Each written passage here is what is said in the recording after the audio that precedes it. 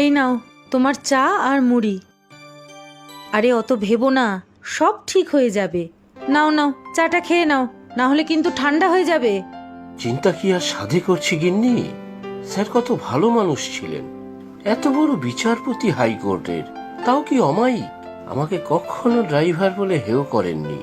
কত বছর ধরে ওনার গাড়ি চালাচ্ছি, একটা ভালো সম্পর্ক তৈরি হয়ে গিয়েছিল। তুমি বা কি করবে বলো? ওনার বদলি হয়ে গেল। আচ্ছা, উনি কি তোমার জন্য অন্য কোনো ব্যবস্থা দেখে গেছেন? না হলে তো তোমাকেই খুঁজতে হবে। না না, স্যার নিজের এক বন্ধুর কথা বলেছেন, তিনিও একজন বিচারপতি, একজন বিশ্বস্ত ড্রাইভার খুঁজছেন। তাই? তাহলে কালই সকালে চলে যাও ওনার কাছে। আরে কথাবার্তা বলে দেখো না, যদি কাজটা পেয়ে যাও।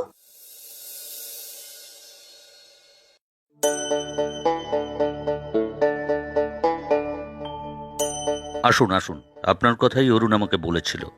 নমস্কার স্যার, আপনি আমাকে আপনি না বলে তুমিই বলবেন। স্যারও আমায় তুমিই বলতেন। আচ্ছা, তাই হবে। আমরা সবাই অভ্যেসের দাস। তা অরুণ তোমাকে সব বলে দিয়েছে তো? হ্যাঁ স্যার, সবই বলে দিয়েছেন। ঠিক সকাল 8টায় আসতে হবে, আপনি বেরোবেন ঠিক সকাল 9টায়, আর ঠিক বিকাল 4টের সময় আপনি বাড়ি চলে আসবেন। আমার আগের ড্রাইভার বেশ ভালোই কাজ করছিল, সময় জ্ঞানও খুব ভালো ছিল, গাড়ি চালানোর হাতও ছিল খাসা, কিন্তু কিছু শারীরিক অসুবিধার কারণে চাকরিটা ছেড়ে দিল। স্যার, এটুকু আপনাকে বলতে পারি, আমাকে নিয়েও আপনার কোনো অসুবিধা হবে না। আমি আপনাকে অভিযোগের কোনো সুযোগই দেব না। সে তো সময় বলে দেবে। তুমি তাহলে কাল সকাল ঠিক 8টায় আমার বাড়ি চলে এসো।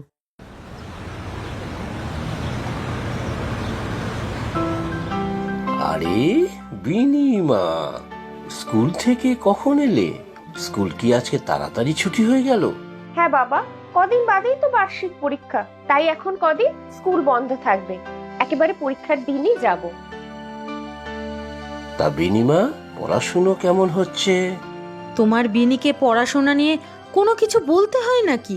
দেখো, ও এবারেও খুব ভালো ফল করে প্রথম হবে। ভালো ফল তো করতেই হবে মা, না হলে আমার স্বপ্ন পূরণ কি করে হবে? কিসের স্বপ্ন পূরণ বিনিমা? বাবা, আমি অনেক বড় চাকরি করতে চাই, আমিও বিচারপতি হতে চাই।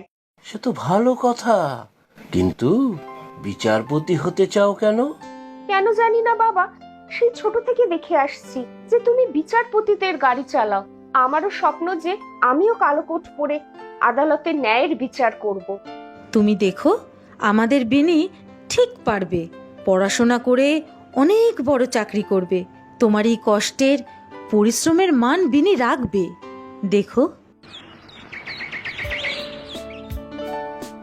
গুড মর্নিং স্যার, আসুন। Good morning Bimal. অরুণ ভুল কিছু বলেনি। তুমি দেখছি সময়ের ব্যাপারে সময়নিষ্ঠ। বিমল, তুমি কতদিন গাড়ি চালাচ্ছ? স্যার, তা প্রায় 10 বছর হয়ে গেল। এর আগে একটা মুদির দোকানের কর্মচারী ছিলাম। পড়াশোনা কতদূর করেছো বিমল?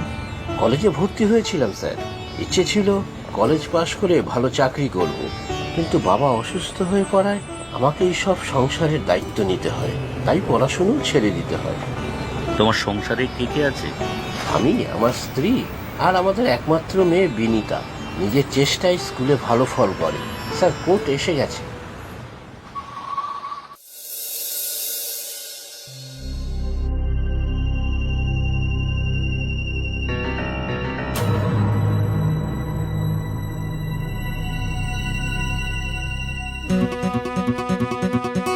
কে কে তোমরা? ছাড়ো ছাড়ো বলছি।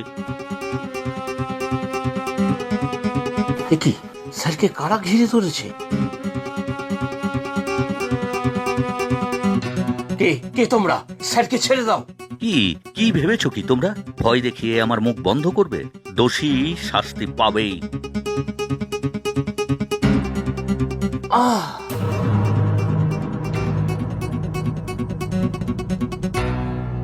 স্যার, আপনি ঠিক আছেন তো? আপনার লাগেনি তো স্যার? আমি ঠিক আছি বিমল, তুমি ঠিক আছো তো? ইস, কপালে তো কতটা কেটে গেছে।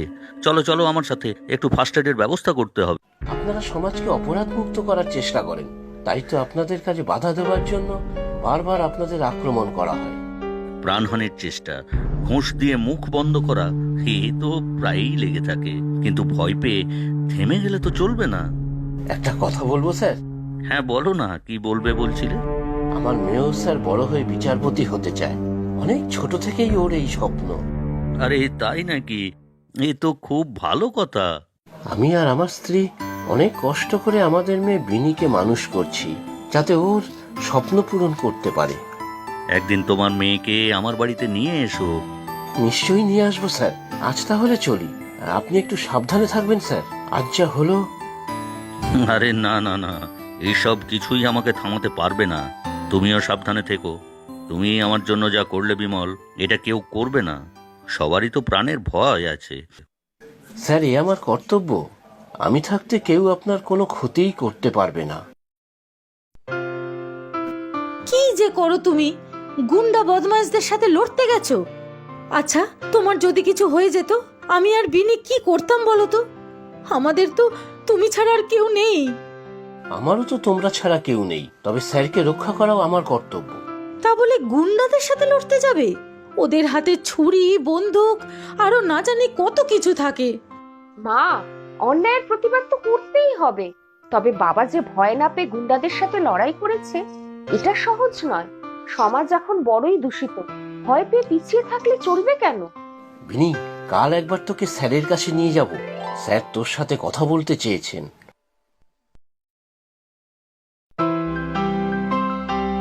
তুমিই তাহলে বড় হয়ে বিচারপতি হতে চাও? হ্যাঁ স্যার, আমিও আপনার মতো একজন সৎ বিচারপতি হতে চাই, যে অন্যায়ের সামনে মাথা নত করেন না। কিন্তু বিচারপতি হতে গেলে তো অনেক দূর এগোতে হবে। সবার আগে তো আইন নিয়ে পড়াশোনা শুরু করতে হবে। আমি পারবো স্যার। আমি ঠিক মন দিয়ে পড়াশোনা করে এগিয়ে যেতে পারবো। এগোতে আমাকে হবেই। আমি তোমাকে দেখেই বুঝতে পারছি পারবে। তোমার ইচ্ছা, তোমার জেদই তোমাকে তোমার লক্ষ্যে নিয়ে যাবে। আর তোমার পাশে থাকবো আমি। আপনি কি বলছেন স্যার? আমি ঠিক বুঝতে পারছি না। বিমল, আজ থেকে তোমার মেয়ের পড়াশোনার সব দায়িত্ব আমিই নিলাম। তুমি না বলতে পারবে না বিমল। কিন্তু স্যার, ও সারা জীবনের পড়াশুনোর দায়িত্ব। সেদিন তুমি নিজের কথা না ভেবে, প্রাণ ভয়কে তোয়াক্কা না করে আমার প্রাণ বাঁচিয়েছিলে। আমি তোমাকে ধন্যবাদ জানিয়ে ছোট করতে চাইনি। সেদিন তুমি আমার প্রাণের যেমন দায়িত্বটা নিয়েছিলে, আজ আমি তোমার মেয়ের স্বপ্ন পূরণের দায়িত্ব নিলাম। আপনাকে কি বলেছি স্যার? আহ বিমল, তুমি আবার ধন্যবাদ বলো না আমায়। বিনিমা, স্যারকে প্রণাম কর। স্যারের আশীর্বাদ নিয়ে শুরু হোক তোর লক্ষ্য পূরণ।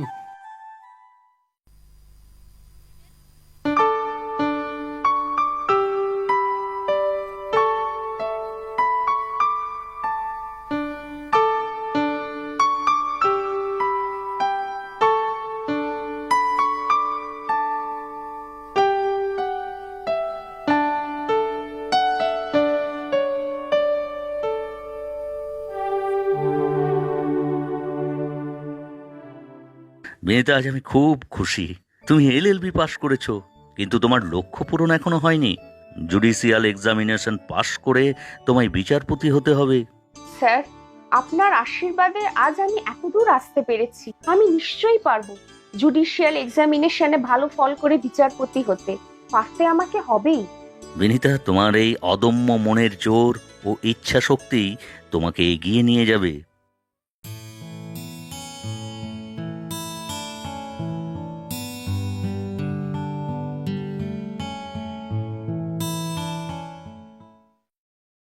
স্যার, আমার বিনি পেরেছে স্যার।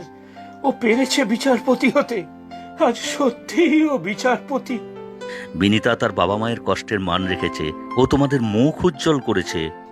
স্যার, আপনি শুধু স্যার নন, আমার শিক্ষা গুরু। আমি আজীবন চেষ্টা করব আপনার মতো সৎ, দৃঢ় বিচারপতি হয়ে এই কালো কোটের মর্যাদা রাখতে।